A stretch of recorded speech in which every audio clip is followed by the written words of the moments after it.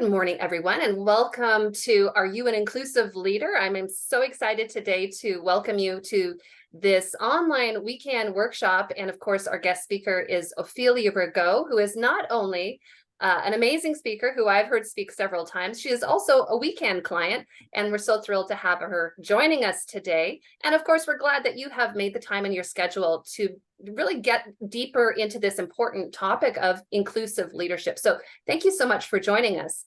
For those of you who don't know me, my name is Carrie Ramsey, and I'm the project manager for the We Can Project, which is led and funded by Queen's Partnerships and Innovation. And over the last 3.5 years, we've been able to serve more than 1,500 women entrepreneurs in the greater Kingston region.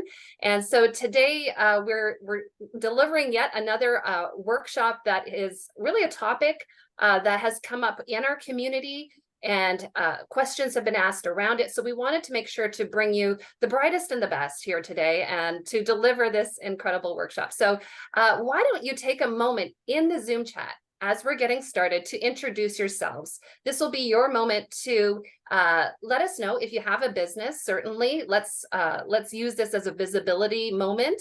I know many of you may be solopreneurs. You may be remote workers. Maybe you just want to connect with some other business owners or professionals and let them know who you are, maybe where you're from. And if you have a website that you want to drop into the Zoom chat, by all means, let us know what your business is all about.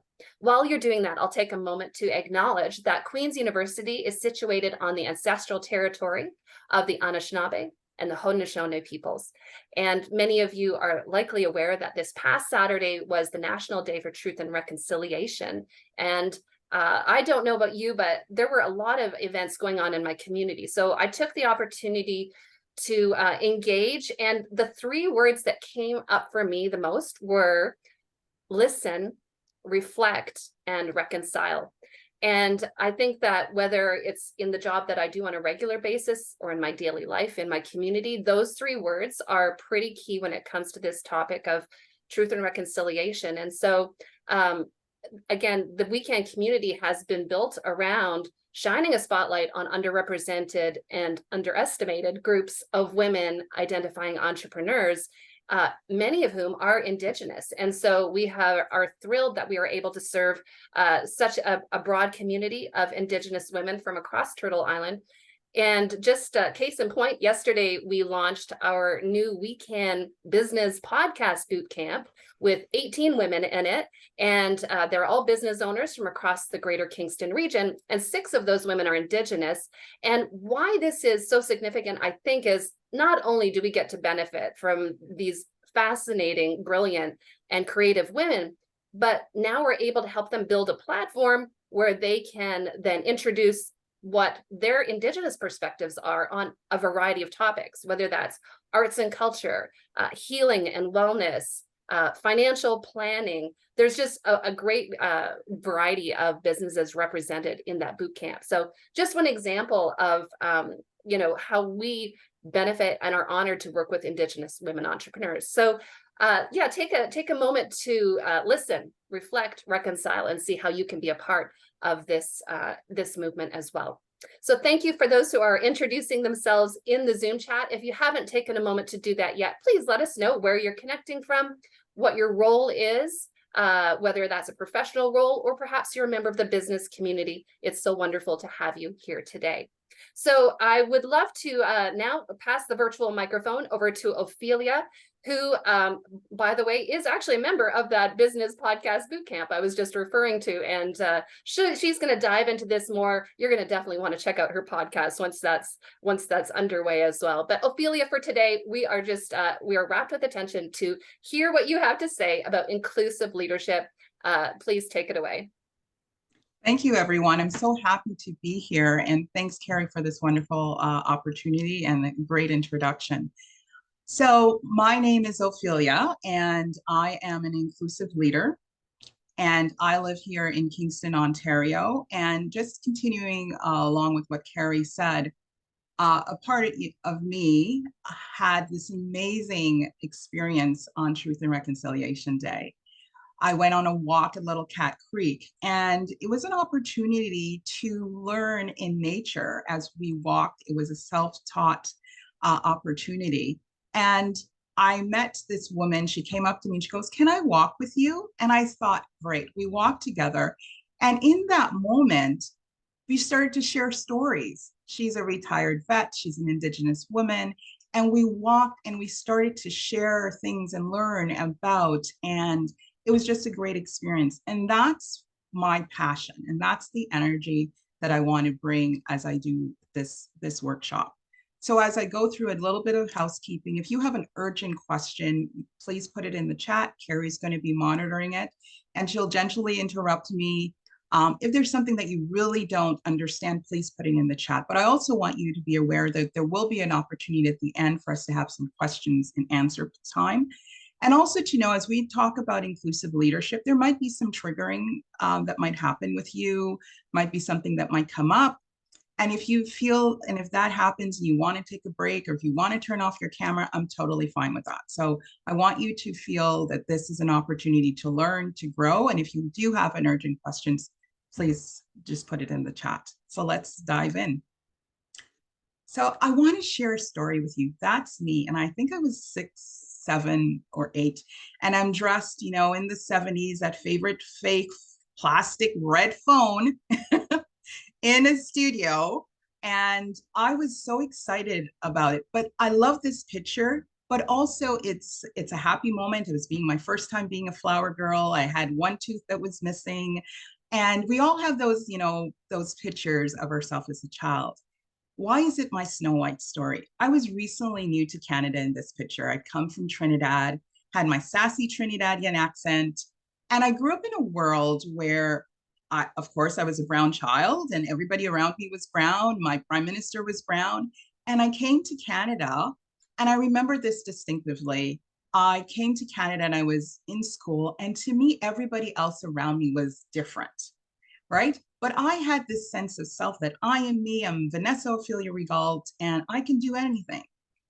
And in my grade 1 class, the teacher, we were putting on Snow White for a performance, and they were asking the students about who wants to play Snow White.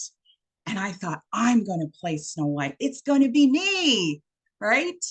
And because there was a lot of similarities. So Snow White's father had died. My father had recently died, right? She was sort of in a new place with somebody, And I thought, and nobody volunteered. And then finally I had the courage and I put up my hand and I said, I want to do it.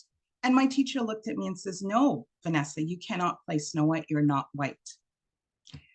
And that was shocking, but also I had attitude. So, but I want to share this story because a lot of times when we think of inclusion or we think of EDI, we think of the huge things which are there, the systemic structures. But for me, this was the beginning of the story. I'm in my 50s right now, and I've never forgot that because I felt less than. I felt, why can't I play Snow White? Because as I said, I didn't grow up in Canada for the first 6 years. And anybody who studies child development, you know that the first 6 years forms our personality. So I came here thinking, I am not weird. I didn't understand racism, but that was one of my first introduction to racism, unconscious bias. And I wasn't made to feel included. But it was something that stuck with me, but it's also my drive. It's my drive for my niece. It's for my drive for everything. And it also helped me to create a program that I really want to share with you. This similar situation happened to my niece when around the same age. And I thought to myself, how can we change this? How can we change this? It's the little day moments that when people feel excluded. And I'm sure if we all take a moment, we can all identify when we felt excluded because of whatever, our color, our gender, our race, our ability, or people assuming things about us. And I thought to myself, this is happening 50 years later with my niece. I need to do something. So I went to the principal. Long story short, I brought the Shine Club to her school, and now it's expanding. And the Shine Club is a program for BIPOC kids, Black, Indigenous, children of color, to come together for creative play, to celebrate themselves, for self-confidence, and to build resiliency. And that is important because we want, as inclusive leaders, we want to create a better world. But the reality of it is that where we are today took centuries to happen. It's going to take a long time to deconstruct it. But in the moment, I want children to feel confident because it was my confidence of myself that helped to get me through many situations. So I wanted to dive in right now to talk about some general EDI terms. You all may have heard of them, but I want to have everyone right now on a level playing field to understand. When we hear the word EDI, it stands for equity, diversity, and inclusion. And I'm going to start with diversity first. Diversity basically is a variety. It's a variety of people, a variety of things. So for instance, most of us here might identify as a cisgendered woman, but there might be trans women in the group. There are people who are indigenous. There are people who are African. So all that's variety, that's diversity. When we think of diversity, we sometimes think of diversity of different race. Yes, that's diversity. But there's also an intersection with diversity. There's disabilities, there is in intellectual capabilities. There's all these different intersections that makes us a human being. And that's what diversity is. So when you have a business, and even if you're a solo entrepreneur, how can you bring more diversity into your workplace? The next thing is about inclusion. And inclusion is that how can we include all these different people with different diversity within our business? And it's not only our customers, but it's how you market. How are you including? How are you representing? What's on your website? And equity. A lot of times people make the mistake of thinking this is the same as equality. Equality is giving everyone the same ability, the same rights. But because our society is not equitable, because if it was, I wouldn't be having this conversation with you today. Equity says that someone who is, because of society structured, is as a disadvantage or people perceive them as a disadvantage, they have less access. Equity is providing them with the access and the ability to bring them up to a level of equality. So I'm going to pause there and see if there's any questions you can put it in the chat. And if not, I'm just going to go on. So that's really to understand what EDI terms are in a nutshell. You can dive in more and do your own research, but that's really what it is. And that's really what I do. I talk about bringing diversity into the workplace, making sure that people feel included and there are equitable solutions. There aren't any questions at this point, Ophelia. Yeah. So my question for you, if you want to put it in the chat, is how would you define leadership before I say what my interpretation is? Maybe just put some words in the chat if you like. What are some things that come up to you? Like, how would you define a leadership?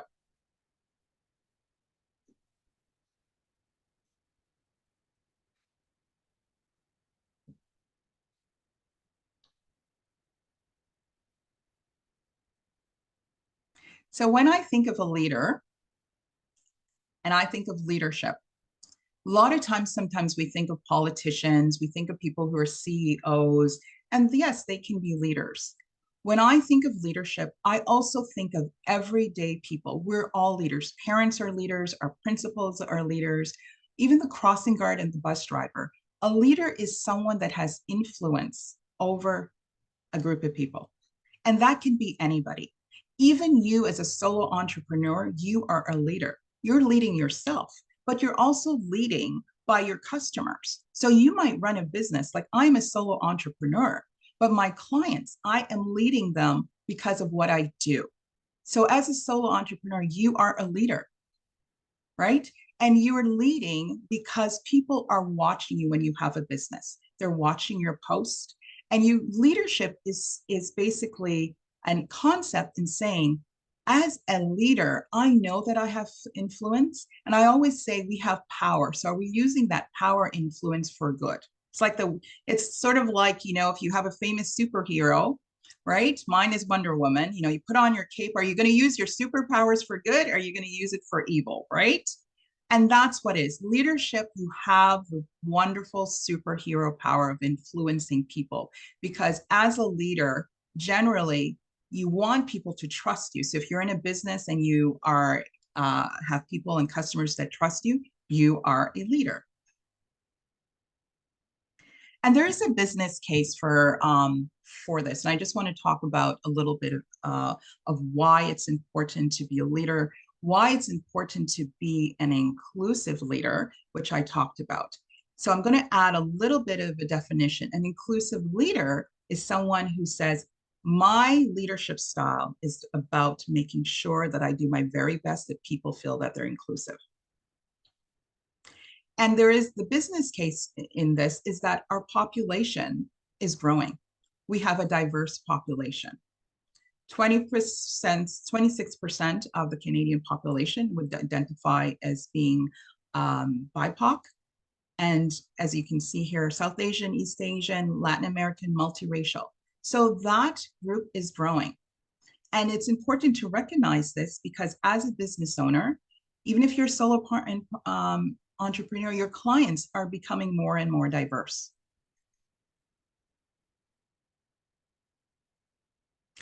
When you are a company that has a diverse leadership team, it really leads to innovation. The companies that have a below average, as you can see here, they don't do as well. But the companies that are having an above average scores in diversity and understanding that do much better in productivity and growth. Because if the world is diverse around you, if your customers are diverse around you, and your company isn't diverse or isn't trying to be diverse or isn't trying to reach out, you're not being inclusive. So you're not meeting the needs of those people. So that's why I'm just pausing because I saw the interpreter freeze. So just gonna wait. Okay. So that's why when we have a company that is saying, we want to serve our clients, we want to attract the best talent, we want to make our company better, and they're doing that in a structured way, they're going to be more productive. And I'll share a simple story with you. I was watching an organization and I followed them, and they put a post up that I thought was, and it was just a simple post about professionalism and professional attire. And one of the attire that they used for someone who was not dressed professionally for an interview was a BIPOC woman. And the other one was a Caucasian woman. I immediately went to them. It's things, little things like that. Now, I went to point out to them because I knew them. I knew that this wasn't their intention. But I also want to realize how many other people saw that, felt the same way, and said, I am not going to go to that company. So it's little things like that that's important to realize that even if you serve a diverse group of women and you say, well, most of my clients are Caucasian and I'm reflecting them because, we talk about our ideal client and we need to reach them. Being an inclusive leader is understanding that, but it's also being aware that the outside, there's always people looking. How can you be inclusive?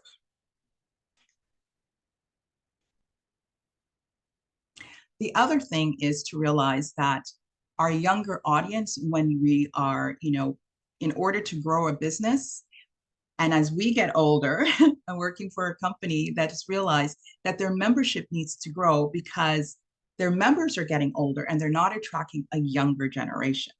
Younger generations are looking for companies, looking for businesses that reflects their idea, that it reflects inclusion. So this is my business case for you, that as a business owner, whether you have 10 employees, 100, or you are a solo entrepreneur, there's a business case for you to bring in inclusion. And why do we want to have an organization that is inclusive? Because we all want to feel that we belong. I do a local TV show in Kingston, and I ran around this summer asking people about belonging. My whole theme for this season is about belonging. And I was really surprised when I said, well, how would you define belonging? And people were, they didn't have an answer. And I thought, wow. But when I changed the question and I said, well, how do you feel when you don't belong? When you walk into a room and you feel that you don't belong? Well, the answers just flowed because people have an idea of what it feels like when I walk into a room and I don't feel that I belong. We all have a story about that. So when you are an inclusive leader, you are bringing EDI into your organization, equity, diversity, and inclusion, but for the purpose of making people feel that they belong. And people can feel that they belong when they're your customer, when you're doing a Zoom call, even if you never interact face to face with your customers in person, they want to feel that they belong on your website. They want to see that they're there. They want to see it in your brochure. They want to see when they're on a Zoom call. When you're creating an event, they want to see it because people are always looking, right? And we all know the statistics. Carrie shares this a lot with us, that sometimes people have to see you 7, 8, 10 times before they even click to say, I want to learn more.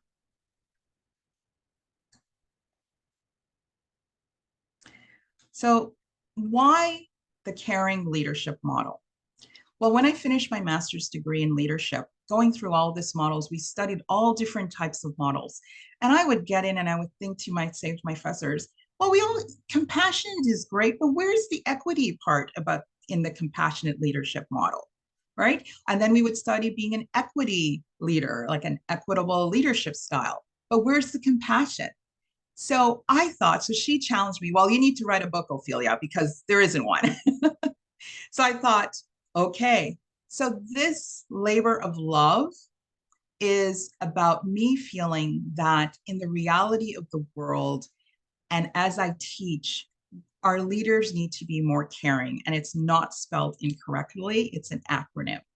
And this is what I'm going to talk to you about today. It's the caring leadership style and how you can master the 7 pillars of being an inclusive leader. So the first pillar is compassion. Often when we think of compassion, we think of the soft part of it, which is true. Compassion really equals empathy and action. So I want to pause that for you for a moment. It's empathy and action because we can feel sympathy for someone, but sympathy does nothing. It's just, I feel sorry for you. Oh, I'm so sorry that happened. And you move on. You have sympathy. But empathy is saying, oh, I empathize with you because this similar something has happened to me. This feels similar. And usually that might come around, let's say you had a pet that died a few years ago and you're another person said, oh, my dog died. You have empathy because you remember that feeling. But where compassion comes in is that you have action. And the action now is as an individual, you say, I'm going to sit with you. I remember when I lost my pet, and now I'm going to sit with you. So you can have empathy with somebody, but to have true compassion, you need to have an action. So as a leader, when you're leading, you can have compassion for your clients, have compassion to what they're going through, but are you putting an action towards that? And that action doesn't have to be that you're going to go, and you can go walk and protest. An action can be listening to understand. So for instance, if a client brings a complaint to you or offers a suggestion, like that situation that I did, I brought that situation to that client about having that inappropriate image. They listened and their action was that they changed it. They could have simply listened and says, well, we understand, and done nothing. So that's an action. The other part of being a caring leader is being authentic in your leadership style. So many times we go to work or you feel that I need to be different. And I was like this before. You sort of adapt, and we hear this thing, you have to match your business and you have to understand your client. That is all very true because we are in a business and we are selling a service or a product. However, I really believe that you have to present yourself the best way possible. So one of the things that I do not shy away and say, this is who I am. I'm an inclusive leader. This is what I believe. And I share that consistently. That's my authenticity. I remember the first authentic leader that I worked with was when I just came out of university, and she was my manager. And it was the first time that I saw a Black woman in a leadership role with dreadlocks. She was authentically herself. And that's what I mean. And it's always stuck with me. I even put her as an example in my book, because authenticity doesn't mean that it shuts off when you go to your job or you're running your business. You need to be authentically yourself, because I can tell you, people are looking. And if you present a different person, then you're not going to attract, or you're not even going to be happy. So authentic needs to be in your leadership style.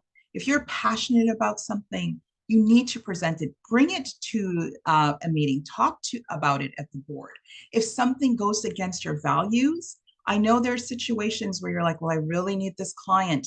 Is there a way that you can share that authenticity, that this is just not working for me? We all have moments where we kind of sometimes have to squash that because of our practical business. And I'm not saying that you don't have to, but authenticity needs to be part of your leadership style.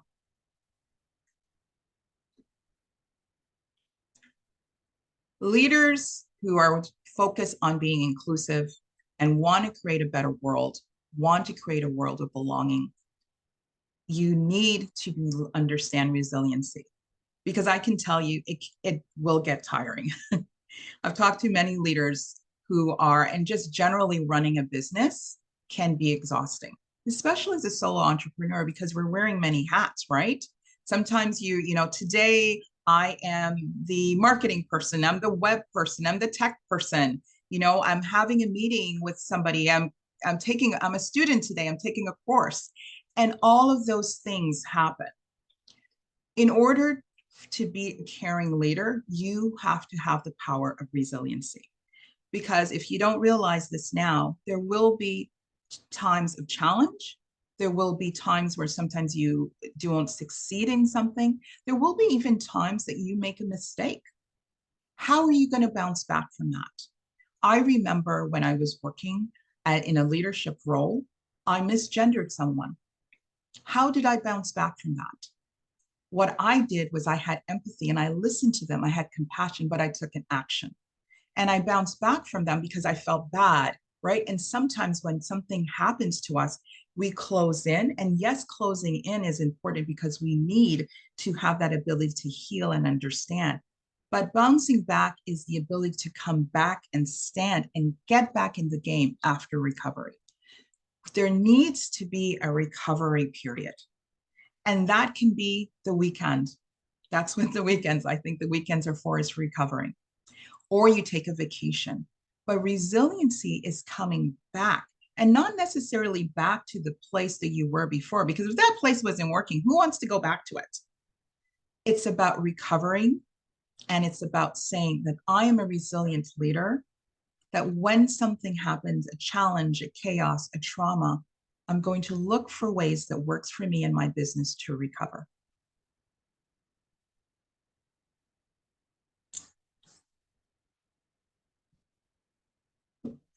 The other part of being a caring leader, and I think this is one of the most essential part, is focusing on equity. A lot of times we say we are an equitable organization, we are an inclusive organization, but are you focusing on equity? Are you really looking at the intersections of ways that different people, different groups, don't have access to your business, right? And if you are an inclusive leader, equity is your focus, because it's having and understand that the experience of an Indigenous woman, a Black woman, a transgender woman coming to your business are going to have different barriers, systemic barriers to your business. So finding a solution that is for all women is not going to work. That's one of the things that when I was studying leadership styles that I found that was missing. They talked about everything else, about diversity, about understanding different culture, but without focusing on equity, without that being your focus, you're not truly caring because you're doing all the other things. And sometimes we do all these things saying, yeah, I'm diverse. Here's a picture on my computer. Here's a picture on my website. I have diversity. I'm saying all the right words. But then somebody comes to your business and they're asking for an accommodation. Maybe you're interviewing and you say, well, we don't do that.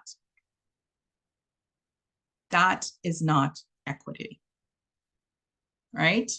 And I like to say that sometimes this is my little thing is that you have to also, that's where resiliency comes in as well.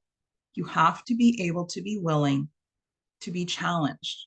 And it will make you feel uncomfortable because, you know, we don't want to feel uncomfortable. But if your focus as a leader saying, I'm focused on equity, then the other leadership pillars are going to come. Because if you're focused on equity, you're going to be focused on compassion. If you're focused on equity, you're going to be focused on authenticity. You're focused on equity, you're going to understand that this is going to be a challenging, sometimes challenging, and you're going to say, I need time to recover. I need time to be resilient. So I challenge you to find a way to bring more equity in your organization and your business. And one of the ways that you can do that is simply looking up the word equity. It's having it in your mind every time that you put something out there. I wonder, it's asking the groups of people that you want to serve, if you want to reach out. You have a great connection with the We Can community, and it's learning from that. And it's really having that focus because when we have it, as I said, we're truly being leaders that care.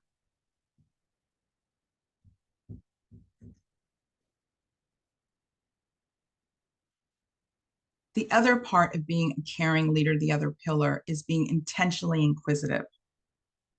Because if we're not intentionally inquisitive, and intentionally is that it's purposeful, right?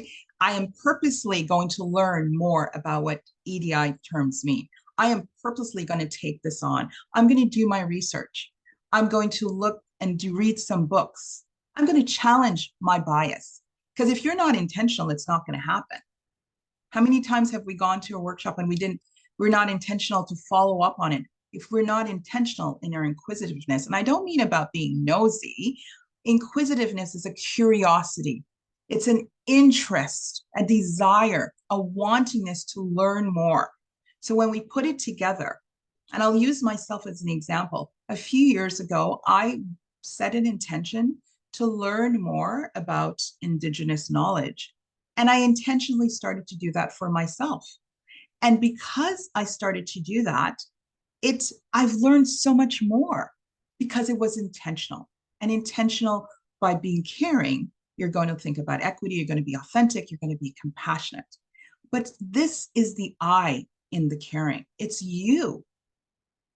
Because if we're not intentionally inquisitive, we can't be an inclusive leader. We can't go out there and say, well, yeah, I'm compassionate, I'm authentic, yeah, I'm building my resiliency, I'm focused on equity, and then you're doing nothing. You're not reading any books, you're not, and I see some people smiling and nodding, and I'm like, yes, because if you're not doing that, then you're just checking a box, right? You're just checking a box and saying, well, I'm an inclusive organization. That's why I really wanted to write this book, because without this, you're just saying it's just words to paper. Our world needs people who are intentionally inquisitive to be part of their pillar and to be an inclusive leader. The other aspect is your commitment to nurturing your neighborhood, right? Because your neighborhood is your community. Your neighborhood starts with you. It starts with your family. It starts with literally your neighbors who live around you. And this is a concept that came out in the 70s. And these professors went around and they were studying neighborhoods. And they came up with the concept of nurturing neighborhoods. And they realized that every neighborhood has compassion. Because the concept was that people who were in low income neighborhoods, they weren't a neighborhood because they didn't have money. But when they studied it, they realized there was resiliency there. There was compassion. People were helping them. Neighborhoods and helping people have been around for millennia, right? A neighborhood is a community, a neighborhood is a nation, a neighborhood is a culture. So, how are you nurturing your neighborhood? So now you're caring, you're compassionate, you're authentic, you're resilient, you're intentionally inquisitive, you're doing all those things, but now you want to bring that information and nurture your neighborhood, nurture the people that are in your business, share the ideas.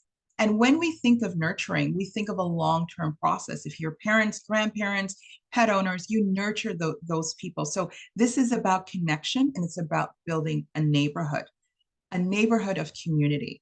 Without this, all that information that you've learned goes nowhere, and your company and your business really gets stuck. So this is the idea that I, as a leader, I'm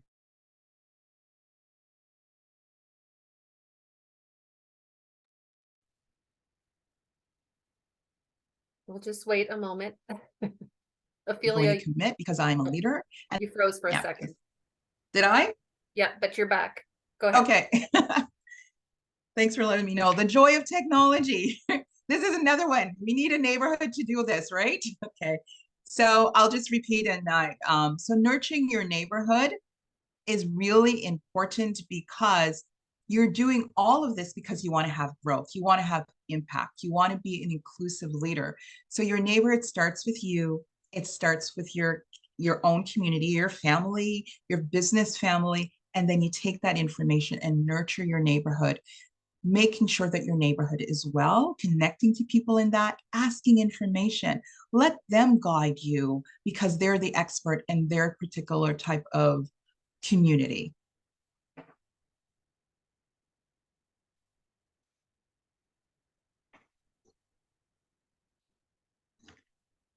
Oops. I think I missed a slide. Sorry.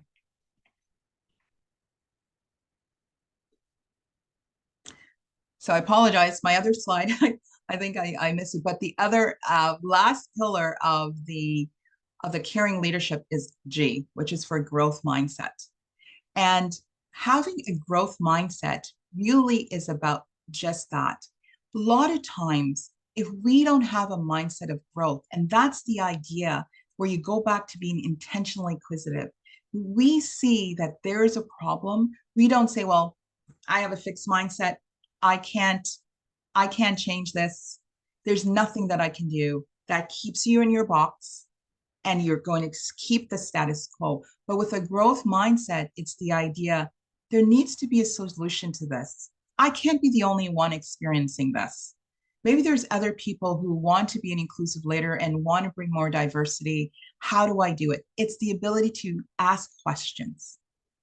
So that is the caring leadership model. It's about being caring. It's about being compassionate, authentic, resilient, equity focused, intentionally inquisitive, nurturing your neighborhood, and having a growth mindset. So I'm going to pause right here to see if there's any questions before I continue. There's no questions in the chat, but there's been a couple of comments, and one that I just find this is such practical advice that anyone can take this. And I just love how you've laid it out. I think that nurturing neighborhoods, that one really stuck out to me because sometimes we talk about being inclusive, like even in our business or our workspace, and you're taking it to the streets. Like to me, Yeah. this is like, let's make this a part of everywhere we go. So I just want to say I appreciate that. But no questions in the chat as of yet, Ophelia. Okay, awesome. So being a caring leader creates an environment where people feel safe, they feel respected, and they feel that they're valued, right? And that is my whole idea of creating this leadership model. So of course, I love a challenge. I get that from Carrie. So I want to challenge you because my whole idea now that when I do a workshop, I want people to leave with some homework. And it's not just homework that you are going to just say, well, I don't want to do. I am assuming that you came on this call, you took time from your day, you blocked it off in your schedule because you're interested in being an inclusive leader. That's my assumption, besides seeing our beautiful face, but I really feel that that's why you're here. You want to learn more, and that's my commitment and why I'm doing this. So you have a 7-day leadership challenge plan, and you can email me to get the PDF if you want, but I'm going to go through it here and tell you how you can do it in 7 days. It's really to just get your ball rolling. There are 3 parts to it.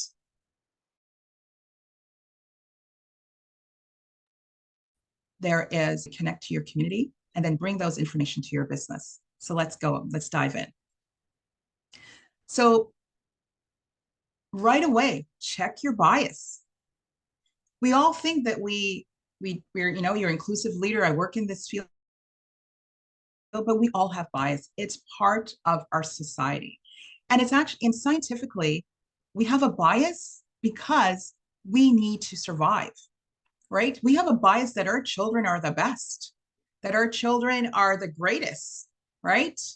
You know why? Because if that wasn't ingrained, that bias, we would probably just leave them like turtles. Turtles lay their eggs on the beach and they go away. But that's ingrained. So it's ingrained in us to have bias because that's what you grew up with. I grew up in an era where it was a fireman. That's who came to my school. And I now had that bias that when people say,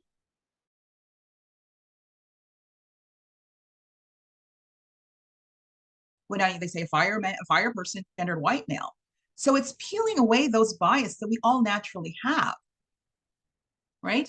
A great place for you to check on your bias is going to the Project Implicit from Harvard. You can take that link, and I think Carrie is going to put some of them in the chat.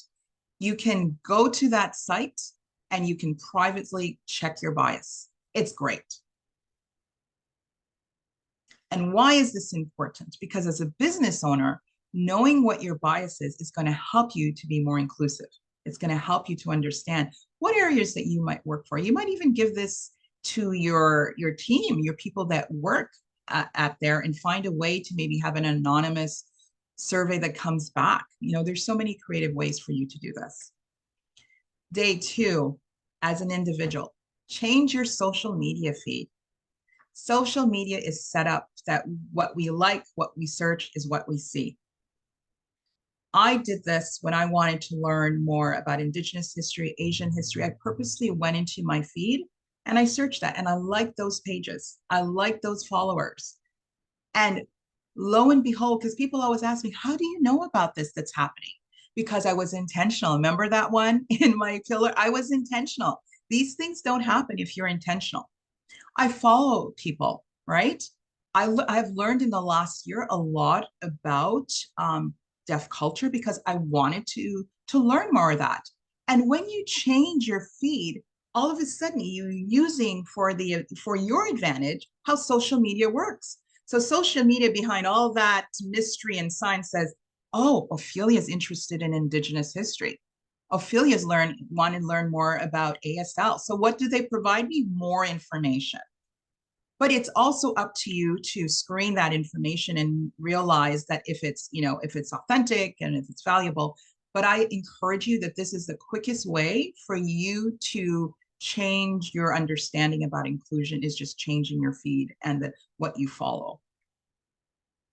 So day 3 is about community. One of the best ways to do it is check your city's website for their diversity plan.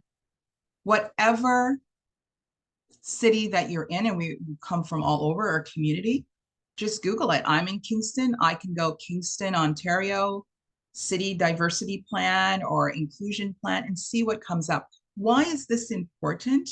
Because they're the leader in the city that you are in. Let's say they don't have one. Maybe you can challenge them. Let's say it's not inclusive as you would like it to be.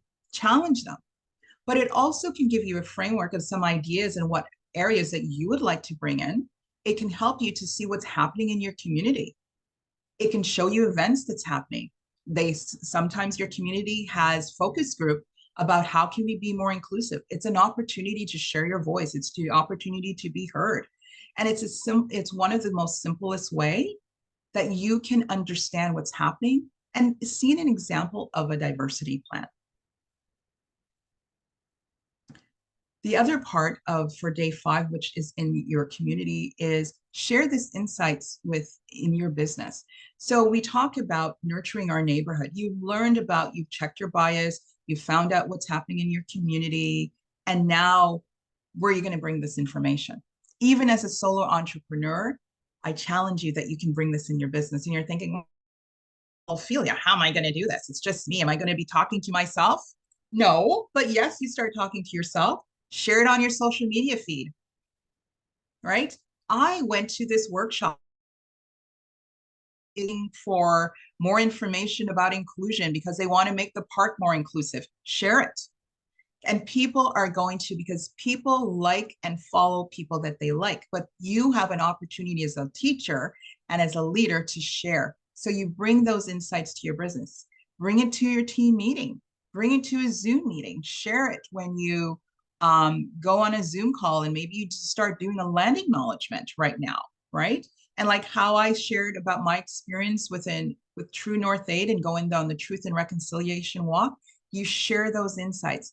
Because I find a lot of times, sometimes as inclusive leaders, we kind of want to keep private and we want to learn, but we need to share. We need to share our insights because the influence that you have over your community, I might not have. So you're the seeper here and you bring it into your neighborhood. And here is one of the other things that you can do is expand your inclusive hiring practice. And I want to share a website with you right now. So I'm just going to stop the slide for a second.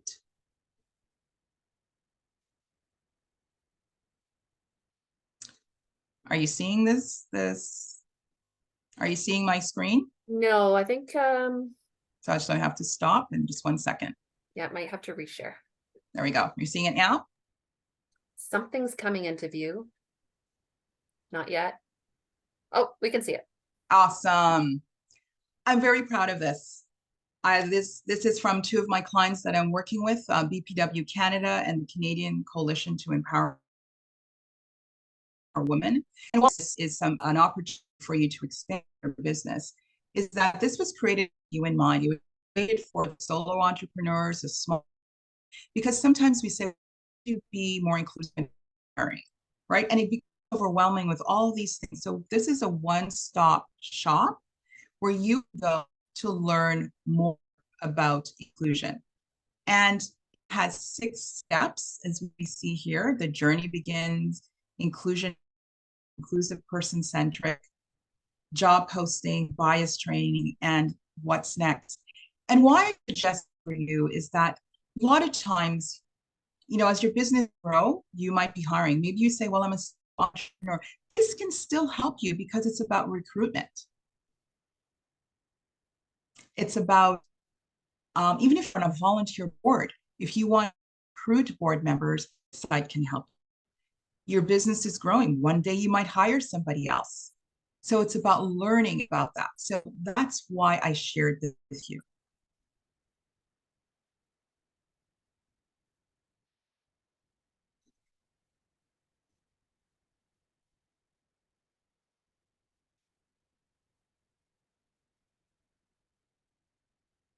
Are we back on the slide now? Something new is coming, so I'm assuming it's the slides. I'll let you know when I can see it. Okay, before I continue. We can see it. Awesome. So as I said, day 6 is about expanding your inclusive hiring practices. And I'm challenging you to it. You can do it. Even if you just go to this site and you read step 1, you can always go back. And day 7 is keep it going. Keep it going. Keep it going. This is a commitment for your business life, for your life. Being an inclusive leader is not just when it's, Diversity Month or in Indigenous History Month. Being an inclusive leader is 365-day commitment. It's your organization's commitment. It should be part of your mission, part of your values. It's just something that you want to lead in a way that works for you. So keep it going. As a gift for being on the call, you can download a free chapter of my book and just read the first chapter. And of course, if you want to buy it, you can go ahead, but keep it going. And I really hope that this book can help you to keep it going. The other thing that you can do is, if you like, you can join the Caring Leadership Challenge in my private Facebook group. And that's where we really get involved and talk about how to do this in the everyday, because this is encouraging, this is inspirational, you're motivated to do it. But I really want to encourage you in the day-to-day, in the weeds, when you have those challenges, when those questions come with you, this is a great place to get some support. So here's my question and answer time for you to drop some questions in the chat, or if you want to voice it, I think that's fine. But I'm here to answer them. So this is an opportunity for you to ask those questions. Great. And I'm going to end the recording, Ophelia, in case anyone would rather they be private questions or, private within this group. So I will end the recording for now. Yeah.